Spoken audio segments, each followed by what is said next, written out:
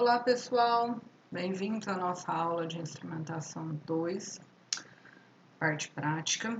Hoje a gente vai quebrar um pouquinho a sequência didática, que a gente estava trabalhando aí com o supervisório e as plantas, né? E vamos dar uma mergulhada em manuais e datasheet.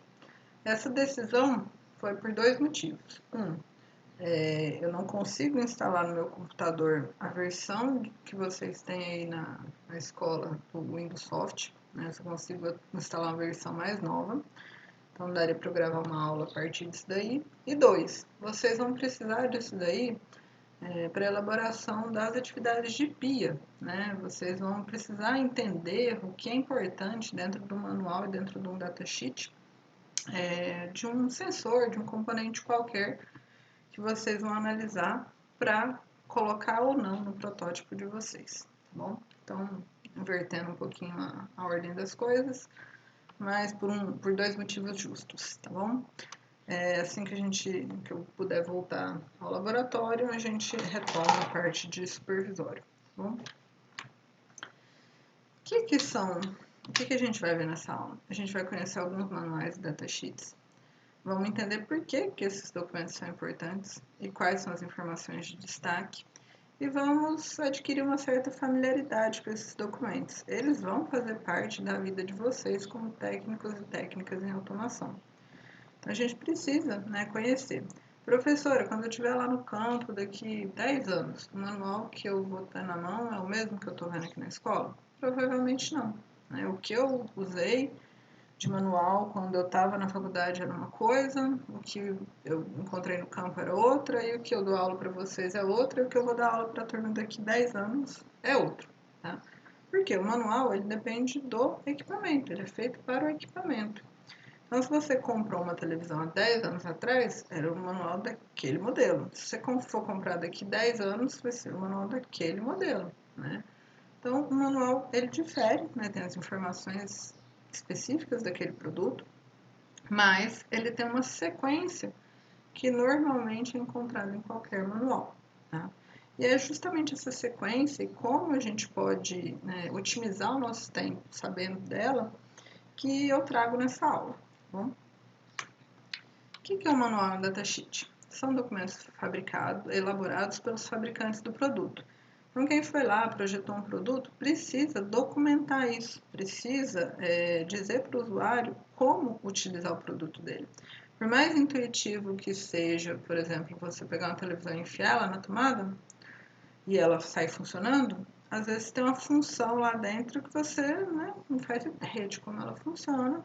Se você tiver dado uma lida no manual, você, né, tem uma luz sobre isso. Eles reúnem informações relevantes para que o usuário utilize o produto adequadamente, né, tenha acesso a todas as suas funções, e muitas vezes são completamente ignorados pelo usuário, causando avarias no produto e no processo. Pensando aí no processo industrial, você pode, né, saber configurar um transmissor de temperatura da SMAR e imaginar que é a mesma coisa para fazer um da Yokogawa.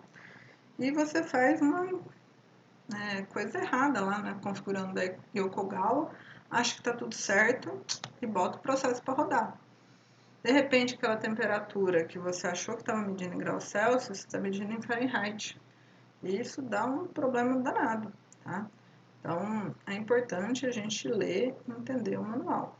Como técnicos em automação, técnicas em automação, sempre que a gente for usar um equipamento novo, a gente vai olhar para a cara do manual. A gente não vai confiar no colega que já sabe configurar, a gente não vai confiar no que a gente, eu já sei, isso aqui é tranquilo. Dá uma olhada no manual, principalmente nas características que a gente vai abordar nessa aula, tá? Você, como usuário, né, comum, comprei um celular novo, comprei um computador novo, comprei uma TV nova, eu sei ligar, eu vou, né, vou pôr no YouTube para saber como é que configura tal coisa. Joia, né, seu dinheiro, se der problema, né, o problema, né, é seu. Agora na empresa, além de ser um equipamento caro, geralmente, o problema é seu, da empresa que você trabalha e da empresa para a qual ela está prestando serviço. Então, é um pouquinho pior. Tá? Não liguem nada sem olhar o manual. Tá bom? Combinado? que é a carinha do manual? É uma folha, né? Pode ser uma folha de dados, que é o datasheet, ou um manual mesmo, quando é equipamento com mais recursos, ela não é, sei lá, 2, 3 folhas, né? 2, 3 folhas a gente chama de datasheet. O manual geralmente tem umas 30 páginas, uma coisa assim, tá? E, infelizmente, a maioria dos equipamentos vem com o datasheet ou o manual em inglês, tá? Professora, o que está dizendo aqui? Meu inglês é péssimo, eu ainda não, né, não tenho aquela força no inglês, ainda não estou confiante. Dica, copia o texto, Google Tradutor. Tá? Vai ficar uma tradução perfeita? Não, mas vai te dar uma noção daquilo que está sendo dito. Professora, posso copiar o texto inteirinho e colocar lá? O Google tem um limite de caracteres, né? Mas se você não atinge aquele limite de caracteres, você pode. A tradução do Google geralmente é melhor se você for, né, parágrafo por parágrafo. Então, eu prefiro, né, ir de parágrafo em parágrafo e ir anotando aquilo que eu entendi, né, daquele parágrafo, para ir passando para os próximos. Tá? Com um certo tempo fazendo isso, trabalhando com manuais, você vai entender que o seu inglês, na parte técnica, ele é suficiente, né? Ele é legal, ele não tem talvez toda a riqueza de vocabulário necessária, mas com um tempinho usando o vocabulário técnico, você vai ver que aquelas palavras se repetem, você vai aprendendo coisas novas, né? Muita gente joga videogame, joga o jogo online e, né, sei lá, falar que vai lutear, que vai dropar, né? Você aprendeu o que é lutear, você aprendeu o que é dropar. É uma palavra, né, abrasileirada que veio lá do drop, né, deixar cair, do inglês, ou loot, que é catar as coisinhas lá do jogo. Da mesma forma, só que talvez não tão legal, você vai aprender o vocabulário técnico, tá bom? Então, com a utilização você começa a aprender. E tem, né, equipamentos produzidos principalmente no Brasil, que vem com manual em português, tá? Aqui na escola, aqui não, né, aí na escola, a gente tem bastante coisa da Smar, né? E como a Smar é uma empresa sertanesina, a gente encontra manual em português, né? Bem legal. Mas eu tenho a obrigação de falar para vocês que, sei lá, 80% do que vocês vão trabalhar vai estar em inglês, né? Então essa diquinha aí do Google Tradutor ou qualquer tradutor que vocês curtam usar, ela é muito válida, tá? Professora, eu preciso escrever um negócio em inglês. Eu vou escrever em português, pôr lá no Google Tradutor e a tradução vai ficar perfeita? Não, né? Assim como o manual também não vai ficar perfeito em português, mas você vai entendendo o contexto, vai usando um conhecimento que você tem do inglês, vai, né, construindo aquele manual. E, né, ficou em dúvida, o negócio está pegando, aí você vai chegar um colega de trabalho, você vai tentar resolver o seu problema, tá bom? Mas essa questão do manual em inglês é uma realidade e a gente precisa ter recursos para lidar com ela, tá bom? O que tem de muito, muito, muito importante no manual? Para a gente ligar, para a gente começar a usar um equipamento, manusear um equipamento, a gente precisa saber algumas coisas super importantes sobre ele. Sobre as ligações elétricas, como você alimenta, né? Sua televisão, hoje em dia a televisão é bivolt, né? Mas pensa, sei lá, numa geladeira, não é bivolt. Você vai ligar ela e você tem que olhar a tensão, né? Você tem que olhar se ela é 110 ou 220, porque se ela for 110, se você ligar no 220, você provavelmente vai perder o seu equipamento. Então, na alimentação, a gente olha a tensão, a corrente de operação, se a nossa fonte fornece aquela corrente ou se ela fornece uma corrente muito menor, né, e não consegue alimentar o nosso equipamento. E qual é a forma de ligação? Nem todo equipamento, ou a maioria dos equipamentos, não vem com uma tomada, né? Tipo, plug and play. Deixa eu ver se tem uma tomada aqui perto. É um plug macho. Se vocês fizeram instalações elétricas, vocês sabem. É um plug macho. Não, não vem com plug macho. O que é um plug macho, professor? Isso, é um plug macho. tá? Um tipo de plug mágico. Elas não vêm, geralmente vem com Borne. Todo mundo sabe o que é Borne? Imagino que não. Pois digita aí no Google, Borne, B-O-R-N-E, tá? Elas vêm com um Borne para você colocar um fio no instrumento, o cabo, né?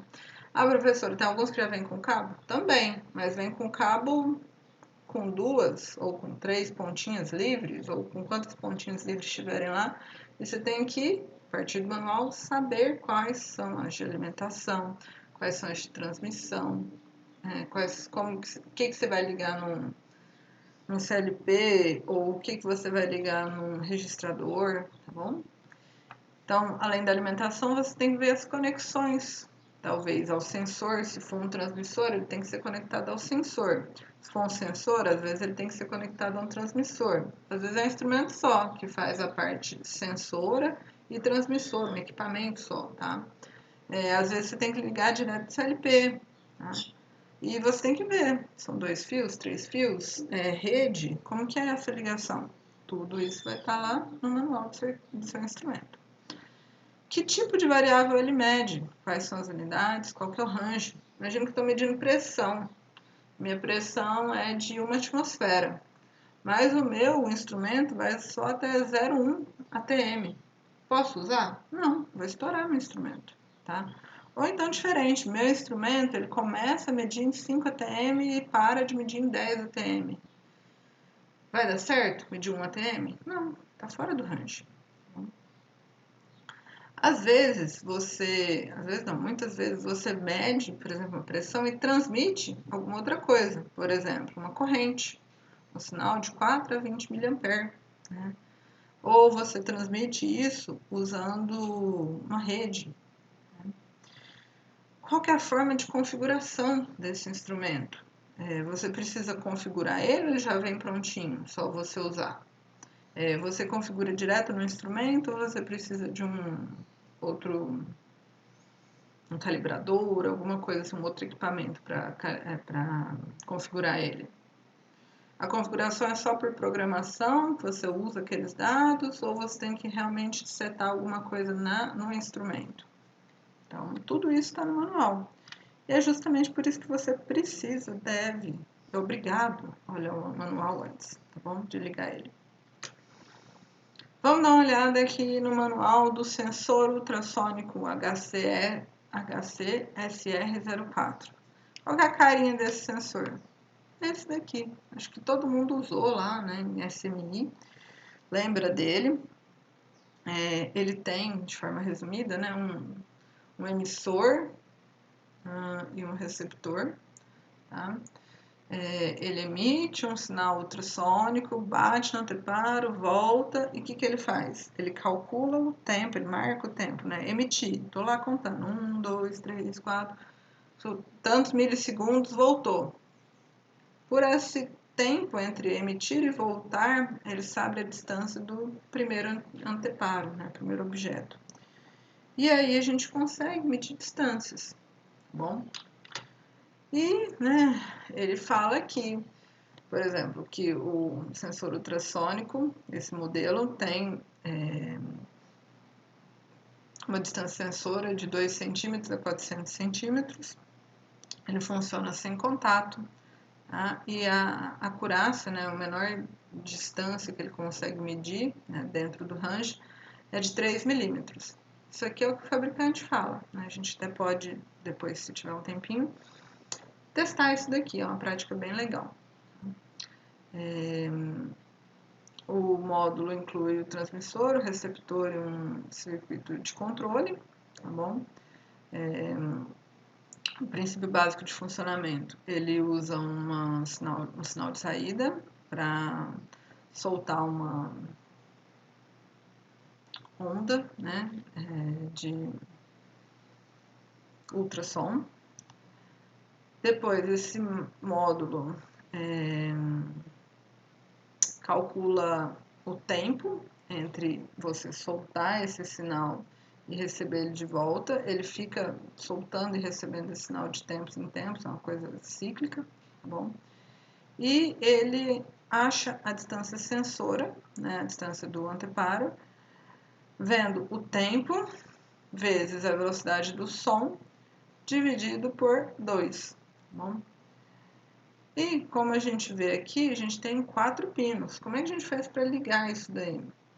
Vai ter um pino que está marcado como VCC, outro como trigger, outro como eco e outro como GND. O VCC, né, você vai precisar alimentar ele com 5 volts. O GND, você vai colocar lá no GND do Arduino, da placa que você for ligar. O trigger e o eco, você vai ligar nas suas entradas e saídas da sua placa, tá bom?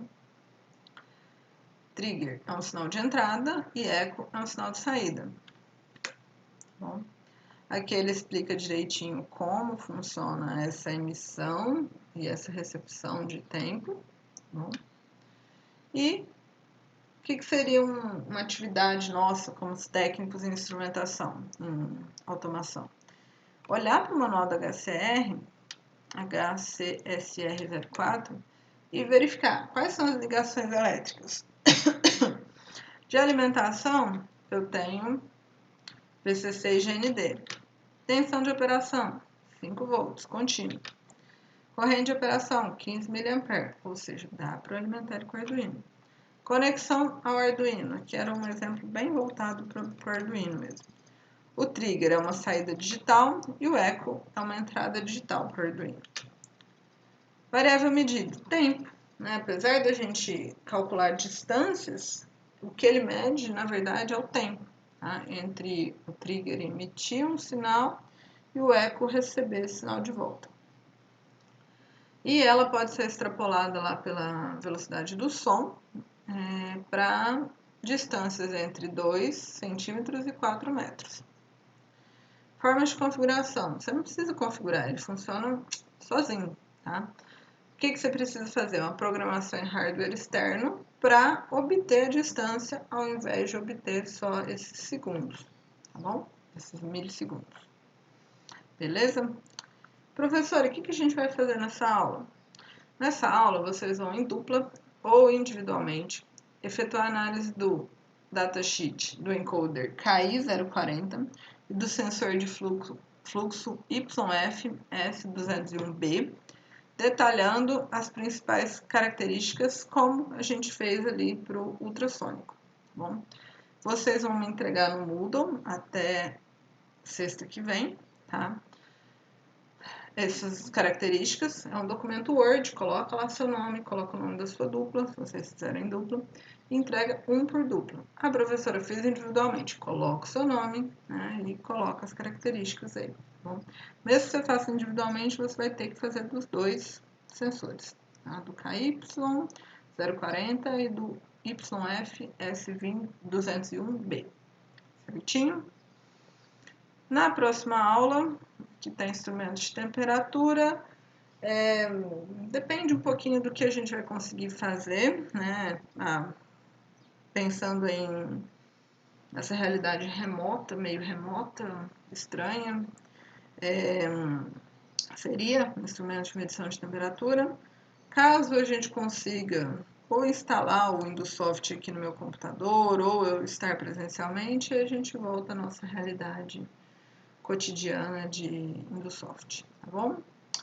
Boa atividade para vocês, eu fico à disposição caso vocês tenham dúvidas e conto com a colaboração e compreensão aí de vocês. Bom, não é um cenário legal, todo mundo está cansado de aula online, mas ou a gente faz isso, ou a gente depois tem um monte de aula para repor e eu sei que vocês têm estágio, acho que seria difícil encontrar um horário para fazer essas reposições. Tá bom? Pensando nisso que eu optei por gravar essa aula como um teste mesmo, tá bom? Um abraço e até mais!